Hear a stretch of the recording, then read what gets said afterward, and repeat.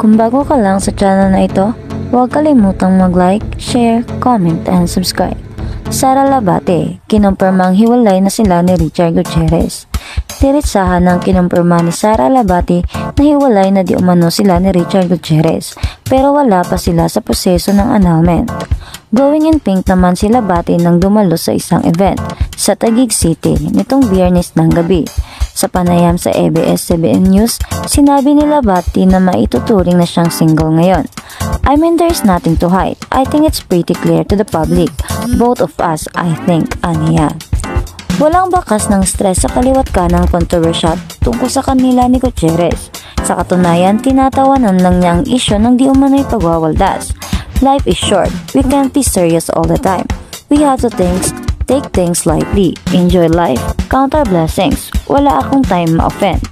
Kamakailan, spotted si Labate kasama ang ilang celebrities na gaya niya ay single na rin, tulad ni Catherine Bernardo.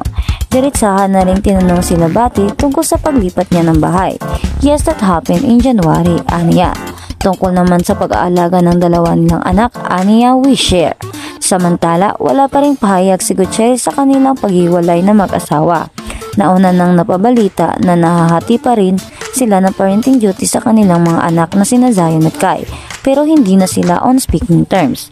Dati nang sinabi ng ina ni Gutierrez na si Annabel Rama na balak nang bumalik sa kanila ang kanilang anak dahil sa estado ng relasyon ng dating mag-asawa. Sara at Richard, wala ng komunikasyon.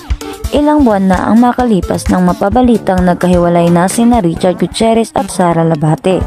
Ayon sa aktres ay hindi madali para sa dalawa nilang anak na sina Zion at Kai ang kanilang sitwasyon ngayon.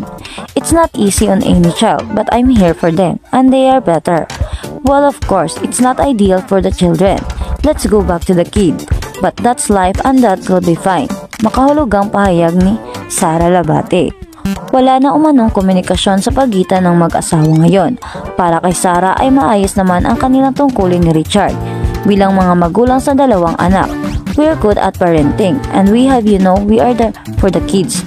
That's all I'm gonna say, giit niya. Nakararanas ng online bashing si Sara dahil sa di umano'y pagwawaldas ng pera ng aktres. Mayroong mga espekulasyon na posibleng may kinalaman sa salapi ang naging sanhi ng paghiwalay ni na Richard at Sara. Tinatawanan na lamang umano ng aktres ang kanyang mga nababasang komento sa social media. We have to take things lightly or else puputoy buhok natin at hindi tayo magiging happy. So natutuwa ako sa lahat ng mga tumatawag sa akin ng patron saint of Waldas. As in natatawa ako. Everyday may comment about it. So sinakyan ko ng kunti. I'm very proud to say that I'm good at saving. I'm good at finances. I'm working hard to provide for my children and for myself, my parents, and helping my mom. Paglilinaw ng model actress. At sa kabilang balita naman, Diego Loizaga admits ex-girlfriend Sofia Andres is his totga. Diego, ang laki talaga ng pagkakamali ko kay Sofia.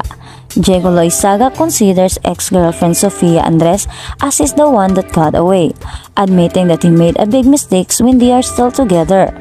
Inamin ni Diego Loizaga na ang former on-screen partner at girlfriend niyang si Sofia Andres ang kanyang totga o the one that got away. Ito ang inamin ni Diego sa Truth or Dare, segment ng YouTube vlog ni Aiko Melendez. Ang totga ay pagtukoy sa taong pakiramdam ay siya ang dawan, pero sa huli ay hindi nagkatuluyan.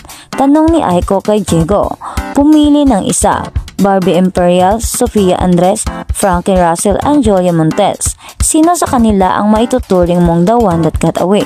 Mabilis na sagot naman ng aktor, Sofia Andres. Paliwanag ni Diego, masasabing totga niya si Sofia dahil sa pagkakamaling nagawa niya noon sa aktres. Masyado pa raw kasi siya nung bata, kaya hindi niya napanindigan ang relasyon mayroon sila ni Sofia. Ani ni Diego, ang laki talaga ng pagkakamali ko kay Sofia. I wish it didn't happen. I'm very open naman about it, that I made a really big mistake. I was a kid, I was 20 or 21 years old. That time, hindi naman binanggit ni Diego ang tinutukoy niyang malaking pagkakamaling nagawa niya kay Sofia. Masaya na raw siya ngayon sa buhay na mayroon ang kanyang ex-girlfriend. Kasalukuyan ng may partner si Sofia, ang race car driver na si Daniel Miranda, ang ama ng kanyaring anak na si Zoe Natalia. Pagbabahagi ni Diego, aware siya sa kasalukuyang estado ng puso at buhay ni Sofia At ikinatutuwa raw niya ito dahil noon pa man ay pangarap na raw talaga ng aktres na magkaroon ng pamilya. Sabi ni Jigo, "I'm so proud of her. I'm so happy for her. I remember when we were still together. The things that she has now, ayun yung mga binabanggit niya nung time na yon na sana magkaroon siya. And she has everything now." Natanong din ni Aiko kung nagkaroon ba sila ng tsansang magkita ni Sofia matapos nilang maghiwalay. "I haven't seen her, never seen her," sagot ni Jigo. Gayunpaman, gumawa naman daw noon si Jigo ng paraan para magkaroon sila ng closure ni Sofia. "I remember the last time that I saw her. I went to where she was and tried to seek closure, and yes, this is long time ago." Pagbubunyag ni Jigo. Noong 2017, nang magkasama sina Jigo at Sofia sa ABS-CBN Prime series na Pusong Ligaw. Dito rin sila nakitaan ng chemistry on-screen hanggang sa mauwi sa totoong relasyon. Walang direktang pag-amin ang dalawa kung kailan naging sila. Hanggang noong May 2018, ibinunyag ni Sofia sa isang exclusive interview niya sa Push na hiwalay na sila ni Jigo. Desisyon daw nilang dalawa na tulukan na ang kanilang relasyon dahil may mga bagay silang hindi mapagkasunduan. Sabi noon ni Sofia, "Okay na po kami ng separate. Mas okay pa sa amin. Kasi pag magkasama kami, laging nagka-clash po kami. Mas better na. And okay naman din sa akin. Mabilis akong mag-move on. Ang ginagawa ko na lang, ina-avoid ko po yung tao. Kahit po yung mga connected sa kanya. Wala ring sariling social media hanggat maaari. Kasi dati po ako. Lagi akong naka-social media, so nakikita ko rin. Honestly ngayon, hindi kami friends kahit sa Instagram at Twitter." Ikunento rin noon ni Sofia kung bakit sila nag-break ni Jigo. Sabi niya, "Noong after po ng Pusong Ligaw 2017, kasi there are times na okay po kami. There are times na nagka-clash talaga. Siguro po iba kasi yung wavelength namin. Iba rin yung lifestyle niya at yung lifestyle ko. Hindi pa po kami nakakapag-usap ng seryoso. Pero meron pong nangyaring usapan before magulo po eh."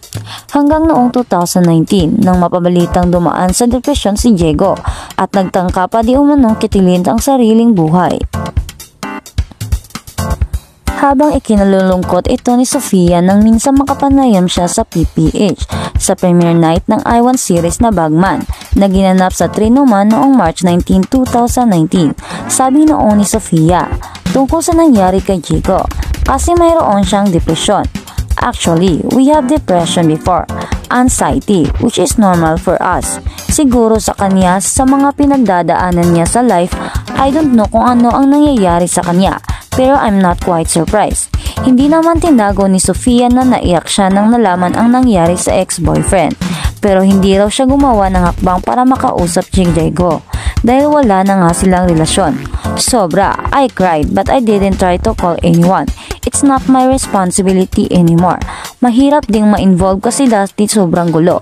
Samantala ngayon ay bukas nang ibinabahagi ni Jigo na nalalampasan na niya ang matinding dagok na pinagdaanan niya noon. Ngayon ay masaya na raw siya at inspirado na magpatuloy sa buhay dahil sa anak niyang si Hailey."